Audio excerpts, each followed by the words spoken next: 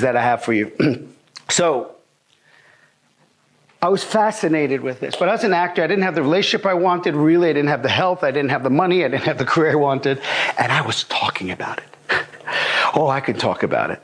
I can read books about it, talk about it. I can teach. I could have done seminars about it. And people would have gone away going, wow, that was really great. I was fascinated by the understanding of it, the conceptual, proving it. Looking for now the new quantum physics that proves it's possible. And I talked about it and talked about it and talked about it. And one day I'm behind the bar. I'm almost 40 years old at this time. I'm behind the bar talking about law of attraction, right? I'm an actor with no agent, no credits, really one credit, and it was a joke, and some little credits. And being 40, no agent, and I'm talking about creating a reality to the bartender next to me, who's from Queens, from like where I grew up. So he had a very sardonic way about him. And where I'm talking to him, I'm talking about creating a reality. You got to be the consciousness, man. You got to visualize it. You remember that thing I did like 6 years ago, you know? And he looked at me and he went, yeah, that's nice. That guy's waiting for a gin and tonic. And I went, oh. And he rolled his eyes at me. And I killed him in that moment. I went to jail for 10 years. I'm just kidding. He rolled his eyes at me and it triggered something in me. It wasn't really ego. It was a little ego, but it was really lack of congruency. I was talking about something I knew nothing about. And it bothered me. It bothered me that it's like talking about fixing cars and someone says, could you fix my car? Yeah, let's talk about it. You know, it really was bugging me. And I made myself a promise because I realized I needed to be something more than just even an actor. I needed to understand these principles for mankind even. Just for humanity to see if it's true or not. And for him even. And I looked at him and I said, look at me. If I'm a working actor in 3 months from now, when I mean working, I mean like I don't have to, it doesn't mean I have to make millions. It means I'm doing maybe 6 figures or, you know, and I don't have to bartend anymore. You come to me and ask me what I did and I will teach you. And I went home that day and I made myself a promise because I'm very well aware of what's called meaning bias, attention bias in 3 months from now. I'm either going to learn, and this is a little side note because of this. When I stop, I'm going to hit really important principles. I'll go over them at the end of this workshop. But every time something is shifted, I did it like my life depended on it. Like I made a commitment. Kind of like when the doctor tells you you have cancer and you got to do something about it. You don't kind of try it, you make a commitment, whatever it is, and you do it. If you believe, you know, in that kind of medicine, if you believe in something else, then you do it. Right? That kind of commitment, not out of fear, but out of commitment. So I said, I'm going to learn one of two things in 3 months from now. I'm going to learn either this is just either a defense. This is just a defense to deal with the fact that life is random. Things happen. Get over it.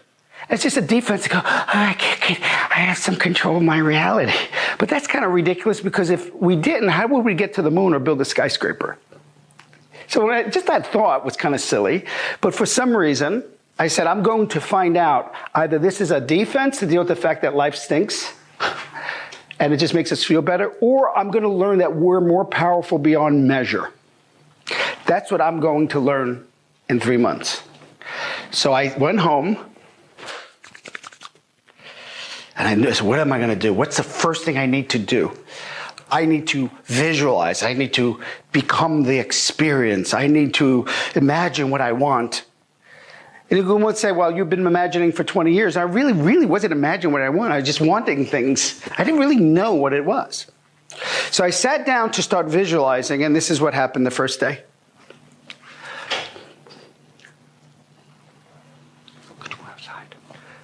What happened the first day? I'm sitting there, and I'm going, well, is it a movie? Is it a TV show? I mean, I don't know the script. How am I going to, what am I visualizing?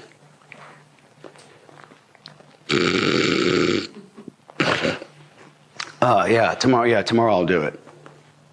Then the next day I sit down and visualize, and I go to MySpace. 10 minutes later, visualizing, I'm hungry. 20 minutes later, visualizing, was thinking, no wonder I don't have the reality I want. I can't even imagine it for 10 seconds. I can't even really experience what this thing I want for 10 seconds. Could you imagine a gymnast not imagining what they're doing before they make a move? They'd fall on their face. And I couldn't imagine it for 10 seconds. It was so foreign to me, I realized, no wonder why I don't have what I want. I can't even put my mind in it. I can't even experience the experience first. And then they showed up again. And they said, just choose one thing. What I realized is they were training me. They're training me out of my ADD, right? They're training me out of my ADD. They could have easily said, now I realize they could have easily have said, just focus on your breath for 20 minutes. Just to come out of what's called the default network. Just to come out of that noise and be focused, which is really just hypnosis, just focus. So they said, choose one thing. How will you know you're there? And as an NLP instructor, we call that now evidence procedure, funny enough. But I said, how will you know that you are a working actor? I said, I don't know. And they said, well, we don't know. If you don't know, we don't know. And I was just like, I mean, I can decide? Pray tell, I could decide? Yeah.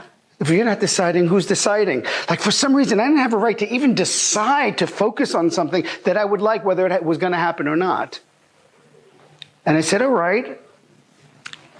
I guess if I'm working, I'm on a set, a TV show. I guess I'm in a trailer. Okay, I'm in a trailer. Good. So what's that? Don't worry about it. Does that mean you're on a set working to you? Yeah, if I'm living there. Okay, but I can't visualize it. It doesn't matter. Use any internal experience you want. And to me, I'm very kinesthetic. I used to do mime, so I can really feel, I can imagine physical experiences. So even though I did get a sense of the trailer, what I did imagine is the kinesthetic experience of my bag. Because you always have a bag. If you're on a set or something, you have your speaker, your script, stuff, food, snacks. So I have the bag and I'm walking up the metal stairs. And I open up the metal stairs and I drop the bag. And I said, I can kind of sink my teeth into that. And they said, good, just do that. I'm like, but what? Just do that. But that's not fun. Just do that. I was like, okay. Well, wax on, wax off, right? Just do that. Don't worry about it. So I just did that. I said, that's it? Yeah. And I realized what they were doing. Not only helping me to practice basically what we call metaphorically your frontal lobes, right? The control networks, right? We're able to practice something. But what was interesting is for 20 minutes a day, 3 times a day, I was experiencing what I wanted. Even if it wasn't a big deal.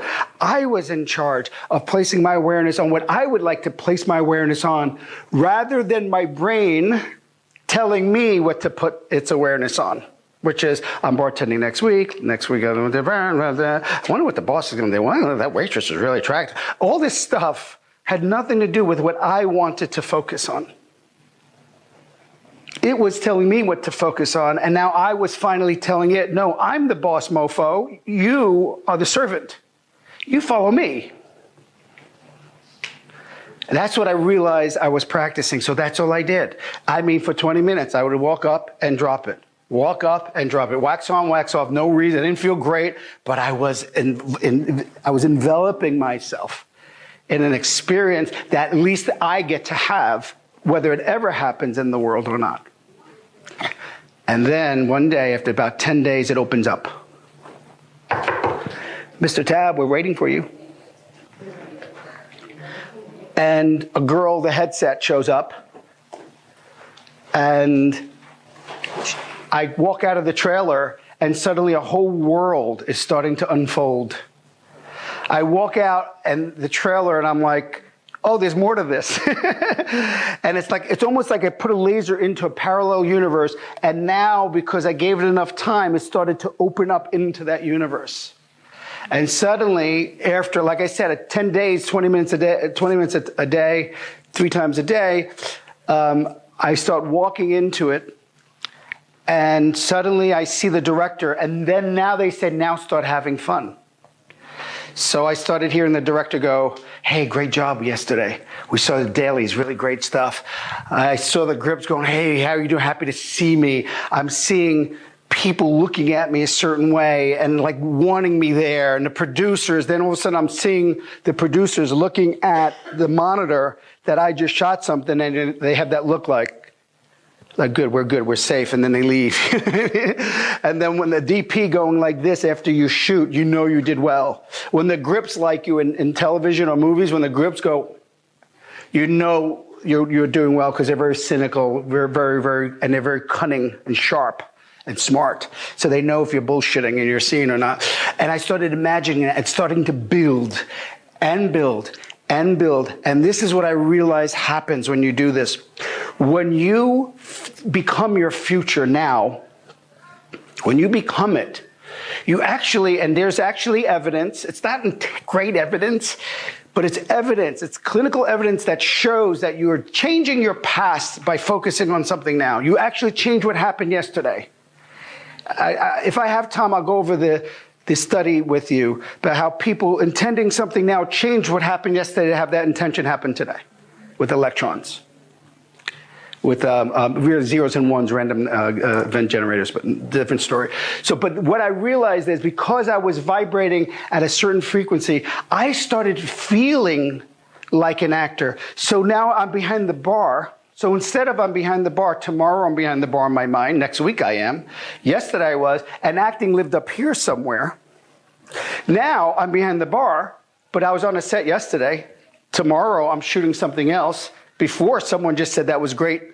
And I just happened to be physically behind the bar, but in consciousness, my past and my future and my physiology started becoming, I'm a working actor, becoming one with that.